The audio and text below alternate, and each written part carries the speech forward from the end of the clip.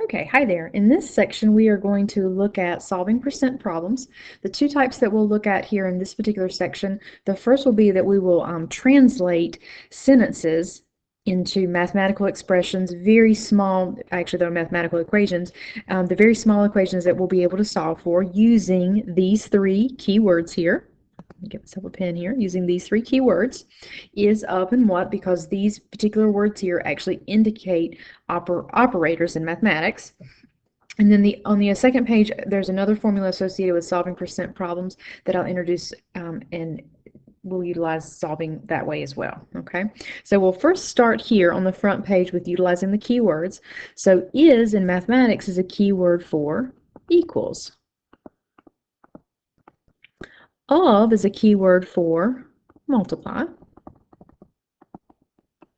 And what is a keyword for your variable? Just your letter. And typically in this set of notes, and most often what I use is X, but you can use other letters as well. Some key things to remember when you're solving any type of percent problem, whether it's the ones that we translate here on this page or whenever we utilize our formula on the next page. These two pieces. All percents must be put in as a decimal. So when you're utilizing a formula of any sort with percentages, all percents must be put in as a decimal.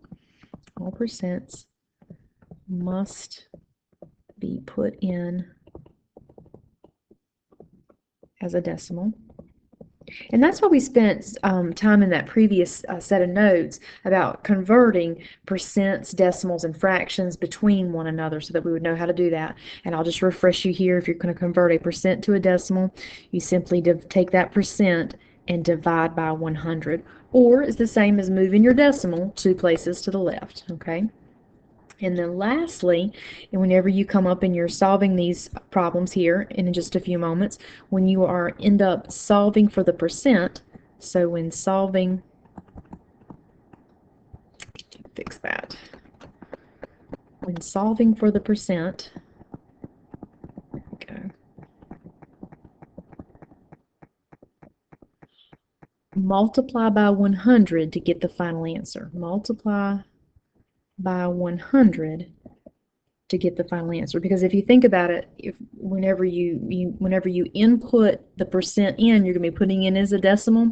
So that means the output then for a percent is going to be a decimal. So to get the actual percent, you'll need to multiply by 100 to get the final answer as a percent. The final answer as a percent. And that'll make even more sense here in just a few moments because, of course, I've got an example that we will run through that will illustrate that for you. So what I've done here is that I've pulled some headlines, and I want us to use the keywords and points that we've talked about here above so far to translate and then solve these problems, okay? So the first headline says, labor, 84% of 500-member union votes to accept new offer. So from this headline, we might be interested in how many votes does it take to accept the new offer? So in other words, it says what. So what, remember, is a keyword for your variable. Is, keyword for equals. 84%, that needs to go in as a decimal. So it can 84 over 100, or and if you put that in your calculator, it's going to give you 0.84, which is the same as moving your decimal 2 places to the right. Of means to multiply times your 500 members. So essentially we're trying to figure out what's 84% of 500 members, and so you're essentially here now just going to put in your calculator 0.84 times 500 to get you a final answer of 420. So it would take 420 votes to get that accepted, to get a new offer accepted. All right, let's move on down to the next headline. Drinking water, 38 of 40 wells declared safe. So from this headline, we might be interested in what percent of the wells are safe.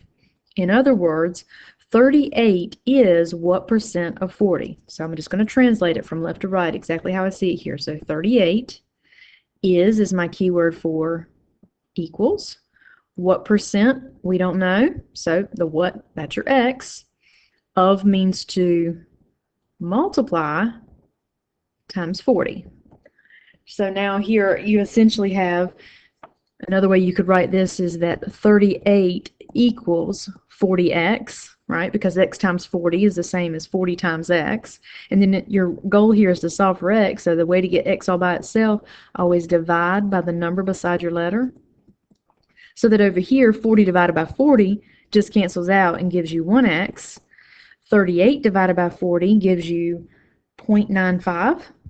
So remember here we were solving for the percent, so this is what I meant by my second little bullet point up there.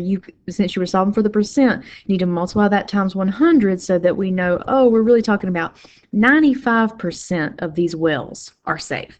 Okay. All right, and then lastly, let's look here at headline number 3. It says these 6 area residents now make up 75% of the State Board of Examiners. So from this headline, we might be interested in how many people are on the State Board. Or in other words, 6 is 75% of what number? So again, I'm just going to translate this from left to right utilizing my keywords. So 6 is, keyword for equals, 75%, that needs to go into decimal, 0.75. Of what number? Of means to multiply. What number? We don't know, so that's your variable, that's your x. So 6 equals 0.75 times x. I'm trying to solve for that x. Always divide by the number beside your letter. So divide by 0.75.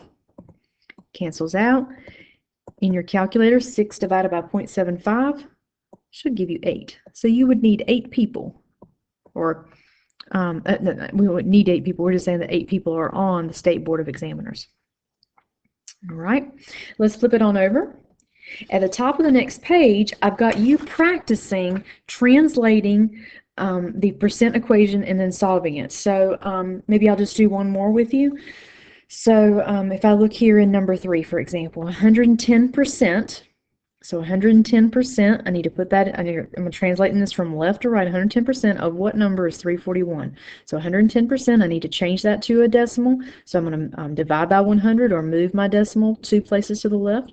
So 1.10 of means to multiply that. What number? We don't know. The what is your x. Is, keyword for equals, 341. So essentially, if I kind of clean this up now, I'm saying 1.10x equals 341. To get that x all by itself, divide by 1.10. Cancels out. And so x equals, after you do that division, you should arrive at 310. Okay? So I encourage you to stop now and try 1, 2, and 4. Make sure that you can translate using those keywords. Then we're going to move on down here below, and we're going to introduce you to another formula for solving straightforward percent problems, and that formula is part equals percent times whole.